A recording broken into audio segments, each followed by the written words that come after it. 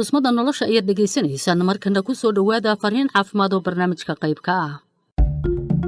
السلام عليكم هلا كابتن سليمان باي باي كوفر سغالي طبعا مركله waa salaamantiin asxaabay dhamaantiin maanta waxaan hayaa fariin aad u xiiso badan oo ka socota khadar oo ku nool magaalada Boorama malaha idinkuba sheekadan waa la wadaagtaan waxa uu yiri كابتن سليمان mar walba xaaskaygu aad bay u ururaysaa sida ay dadku naga aaminsan yihiin oo ay fikir khaldan nooga haystaan haddii aan aadno kulamada aroosyada suuqyada iyo xitaa jaararka sababtoo ah waxaanu xidhanaa afsaab khadarow xaaskaaga wuxuu sheegtaa inaanay warwarin waxaan kugula talinayaa inaad sii wadataan xidhashada afsaabka sababtoo ah qof kasta oo xidha afsaab kama aha kabadbadis iyo istusnimo balse waxay caddaynaysaa taasi dadaalku ugu jiro badbaadinta qof walba sababtoo ah coronavirusku wuxuu ku faafaa marka dhibco yaryar ay ka soo baxaan sanka ama afka qofka marka ay hadlayaan ama ay qufacayaan ama ay hindhisayaan ama mararka qaarkood ay xitaa xoog u neefsadaan sidaa awgeed markaad xidhato afsaab waxaa kaliya u bannaan inay ku yidhaahdaan waad caqli badan tahay bal aan kuu warramee aniguba waxaan xidhanahay afsaab bal ii soo dira fariimihiinna ii sheegaya sidaan u caqli badanahay xusuusnow waxa uu kabtan Saleebaan ku leeyahay hello rajo bye bye covid-19 fariintan caafimaad waxay kaaga timi BBC Media Action iyadoo qaybka mashruuca isbahaysiga nadaafadda iyo beddelka dabeecadda oo ay taageerayaan xafiiska caawimaadka Ingiriiska iyo Unilever. haddii aynu intaasi kaga nimaadno fariintaasi haatanna waa khabiirka barnaamijka waxaana marti noogu ah Yuusuf Axmed Timcade oo ah madaxa mashaariicda hay'adda Sixa. tahriibka haddaynu isnaano qeexa tahriib waxa uu yahay waa safar ama socdaal ay galaan dadku oo sharci darro ah taasoo markaa dadku ama qofku ku doonayo inuu ku galo waddan aan waddankiisa ahayn isagoo isla markaana isticmaalayo waddooyin u fududaynan kara socdaalkiisa safarkaasi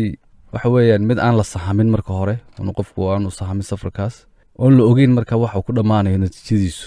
socdaalka uu qofku gelaya ama safarka uu qofku gelaya tahriibka waa mid aan natiijadiisa aanu hore u sii sahamin isla markaana waa mid u dhaxayn kara geeriya nolol labadaba ma gartay maxaa keenay in la tahriibo si guud caalamka oo dhan si guud horta waxaan odhan karnaa dhowr shay baa ayaa sababi kara ama loo odhan kara waa sababta wata koobaade horta waa saboolnimadu ayaa la sheegay inay tahay koobaad ay dadku u tahriibaan ama waddankooda uga cararo waddanka la tagaan si ay u raadsadaan markaa fursado shaqo iyo wixii la mid ah oo markaa saboolnimadii iyo shaqalaantii ishoos gelaya iyo talabaad oo ah waddankii maadaama imika adduunyadii dee isu furanto globalizationka ama adduunyadii ay noqotay mid keliya way fududahay markaa qofkii dee inuu isagoo halkan jooga uu arki karo fursad kale meel kale isla markaana fursadda uu si dhib yar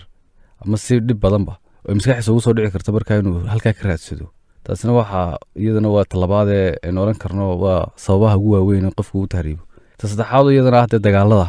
iyo colaadaha markaa ka jira waddamada qaar ayaa iyaguna sababta ugu weyn ay tahay markaa qofku inuu doono inuu tahriibo waan gartay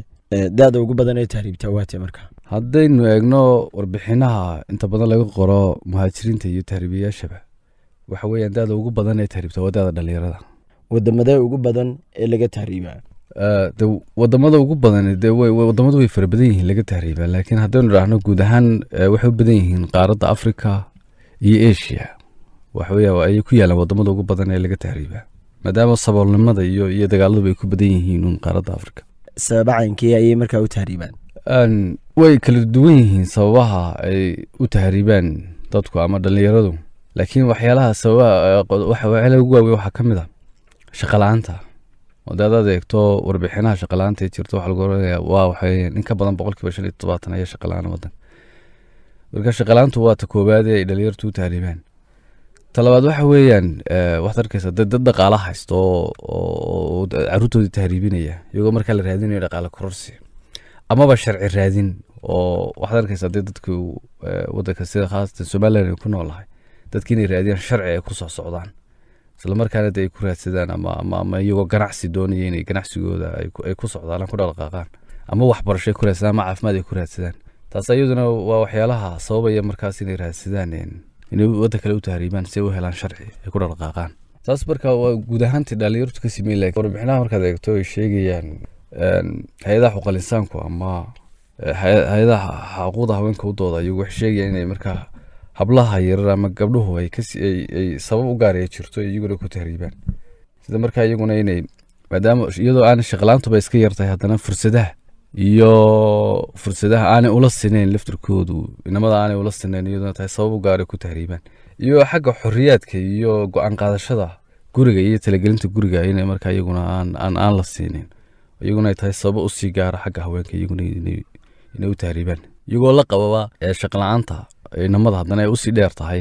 fursad helitaanka iyo xagga waxbarashada iyo shaqaduba iyaguna markaa iminka u badan tahayba inay habluhu aad u tahriibaan waqtiyadan dambe ma jiraan gobollo ay dhallinyaradu aada uga baxaan oo caanba kuwa in dhallinyaro badan ay ka tahriibeen horta guud ahaan ma odhan karno meel bay khaas u tahay cidda tahriibta laakiin waxa guud ahaan somalilan oo dhan sababta keenaysa maadaama ay tahay saboolnimadii iyo abaarihii oo soo noqnoqonaya marka horeba markay abaarihii ay dhacaan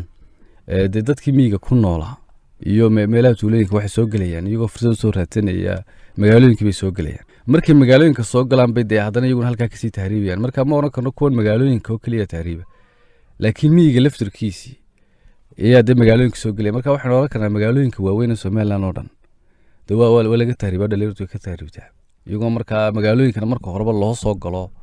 oo iyadoo fursad laga dhex raadinayo markay halkan ka waayaan dee dadku way sii dhaafayaan iyaguna oo meel kale raadsanayaan marka waxaan odhan karnaa meelaha waaweyn ka baxan waxa weeyaan dee magaalooyinka waaweyn ee somalilan dhammaan waa laga wada baxaa yuusuf sidoo kale iminka waxaa jirta tahriibka dhallinyaradan ama dadkan tahriibaya oo kale haddaynu eegno iminka somalilan dowlad deegaanka oo kale jabuuti oo kale deegaanadaasi waa nabdoon yihiin maxaa sababaya mar haddiiba qofku uu ku nool yahay deegaan nabdoon inuu haddana tahriibo waynaga soo sheegnayoo sababtu ma aha colaad keliya ama meel ay dagaal ka socdaan oo keliya lagama tahriibayo waynaga soo sheegnayoo fursaddii shaqala-aanta ah shaqala-aantii baa meeshii taalla oo waxa weeyaan midda kale dee imika securityga ama ammaanku waxunbaa dee loo yaqaanay berigii hore inay tahay meel nabdoon oo aanu dagaal ka socon laakiin maaha sidaas waxa weeyaan ammaanku waxa weeyaan dee qofku ma ku haystaa wixii shaqo ma ka helaya fursad ma ka helaya caafimaadkiisii wax la wixiisoo dhan ma damaanad qaadayin marka waa sababaha dee gaajadii caafimaad darradii shaqala-aantii waa sababta marka dee qofku uu tahriibayo marka iminka ammaankii oo keliya ma aha kaas meel aanu dagaal ka socon laakiin waxa weeyaan ammaankii naftiisa haddaanu caafimaadkiisi wax u damaanad qaadaanu haynin dhaqdhaqaaqiisi wax u damaanad qaadaanu haynin